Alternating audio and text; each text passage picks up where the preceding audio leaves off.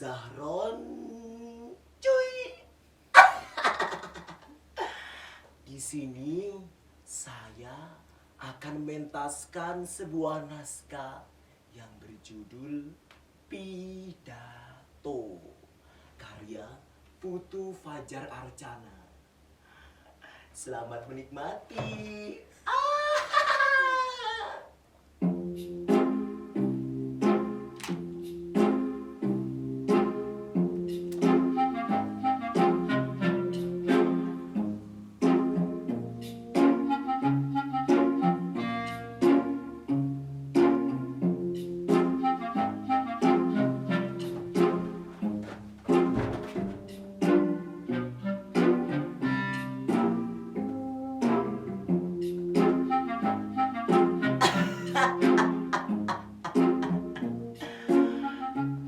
Saudara-saudara, saya diundang kemari untuk berpidato. Sesuatu yang tidak pernah saya bayangkan selama hidup saya. Sebab pidato bagi saya lebih merupakan sebuah kesaksian ketimbang melontarkan pesan-pesan kosong. Apalagi sekarang saya harus berpidato di hadapan saudara-saudara, orang-orang berpengetahuan luas, kaum intelektual yang selalu nongol dalam talk show di televisi.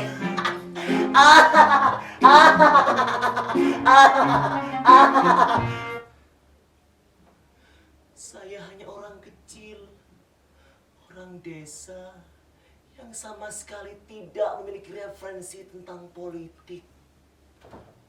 Politik? Shh, jangan keras-keras. Dan tolong jangan dikabarkan kepada yang tidak hadir. Saya tidak suka politikus. Mereka itu kaum mencela-menceleh dan tidak punya logika yang lurus. Seperti ibarat besi yang ditempa. Semakin dibakar, semakin mudah untuk dipeot-peotkan. Terkadang saya pikir mereka segerombolan tikus yang hidup dalam got di sepanjang jalan-jalan kota. Di musim kemarau, mereka bisa berkeliaran semaunya. Untuk mencuri roti, mereka bisa menggerogoti pintu-pintu saudara. Tetapi di musim hujan, mereka bisa menebar penyakit-penyakit tikus. Makanya banyak orang-orang kota yang berpikiran tidak waras karena kencing tikus.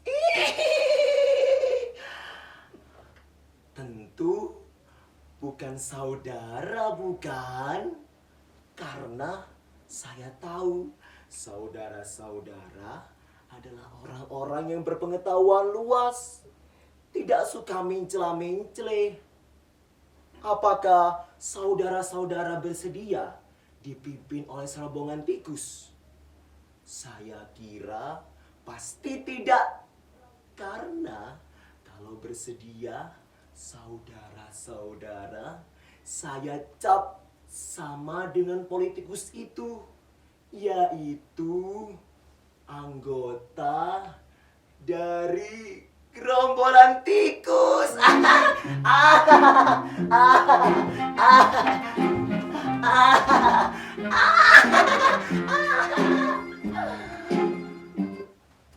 Apa? Hah? Hah? Shh. Jangan sampai terdengar yang lain.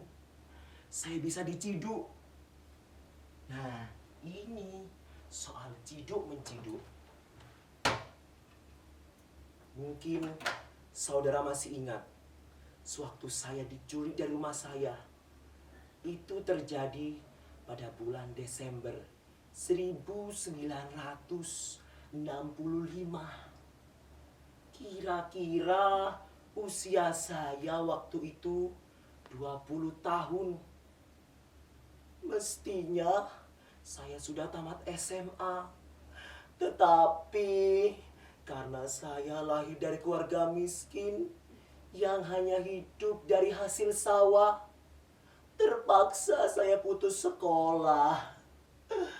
Kemudian terkadang saya pernah ikut rapat-rapat bagaimana mendapatkan tanah-tanah saya kembali, bagaimana mendapatkan tanah-tanah sawah kembali. Selama ini orang tua saya hanya menjadi petani, penggarap bekas sawah milik sendiri. Sudah lama tanah kami direbut oleh para tuan tanah. Mereka menjerat kami dengan utang. Lalu mereka mencuri perut nasi kami. Di malam itu, saudara-saudara, hujan gerimis saat saya menyulup rokok jagung. Dan tiba-tiba datang serombongan orang berseragam hitam dengan selempang pedang, bukan, kelewang, menangkap saya. Saudara, ikut kami. Tidak, jangan tangkap saya. Jangan tangkap saya. Tolong, apa salah saya? Jangan tangkap saya. Kalian pasti salah orang. Jangan tangkap saya.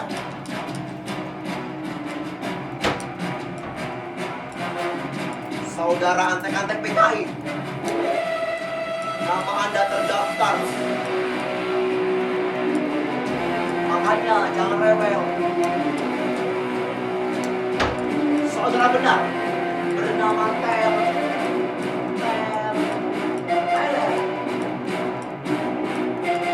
Saudara Tel, ini bukan saatnya Anda untuk bersedih. Kalau Anda masih percaya dengan Tuhan, ini saatnya Anda untuk berdoa.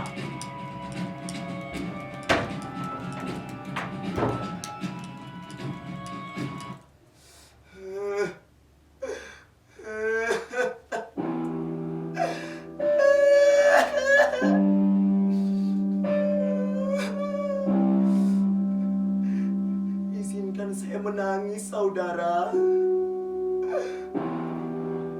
Sudah lama kita lupa bagaimana cara menangis yang baik. Tangisan-tangisan yang setiap hari kita saksikan di televisi hanya seperti sandiwara. Mereka berusaha membuat seperti nyata. Padahal semuanya semu.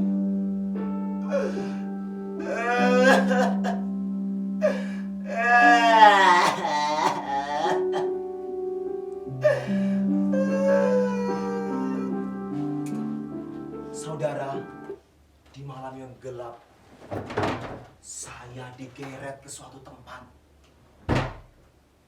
Kepala saya ditutupi dengan baju kaos yang saya kenakan tadi sore. Kemudian kami dimasukkan ke truk dan dibawa ke kemari. Sebuah gudang tua yang saya kira letaknya di pinggir kota.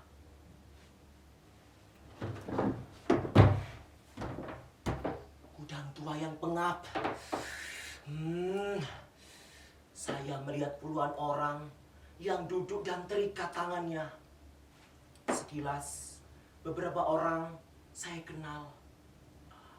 Mereka sebagian besar adalah petani yang hidupnya sama seperti saya. Kekurangan. Ketika saya ditendang bergabung dengan mereka, saya baru sadar bahwa lantai yang saya pijak digenangi oleh sesuatu yang berwarna merah. Samar-samar genangan itu mulai mencapai lutut saya. Ketika saya mulai jongkok, dengan terasa bau amis. Di atas, saya kira di sebuah balkon terdengar derap sepatu tentara. Oh Tuhan, disinilah masa muda saya akan berakhir.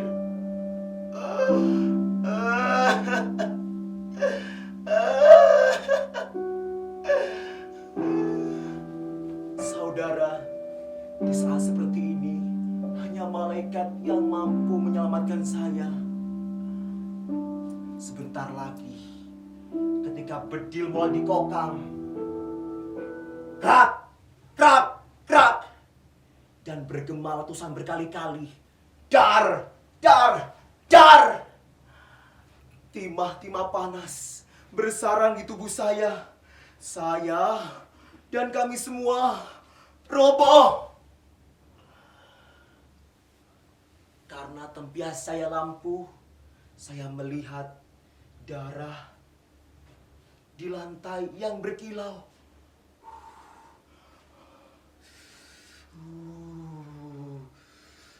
Sebentar lagi, ketika mendengar seruan, tembak! Menggelegar, menembus malam. Darah saya, darah kami malam ini akan menjadi bagian dari kenangan itu. Apa bau amis darah kami tidak cukup menjadi pemuas naluri setan yang bersarang di hati penjagal ini? Apakah harus jatuh ratusan korban lagi dengan dalih menebus kesalahan dari para elit yang biadab yang namanya pun tidak pernah kami dengar? Bangsat! Dan tubuh saya terbakar. Panas, panas, panas, panas, panas, panas, panas, panas, panas. Saya tidak bisa melakukan apa-apa. Saya hanya bisa berteriak, tembak saya, tembak. Saya lebih baik mati dengan cara yang beradab. Tembak saya, tembak, tembak saya bajingan.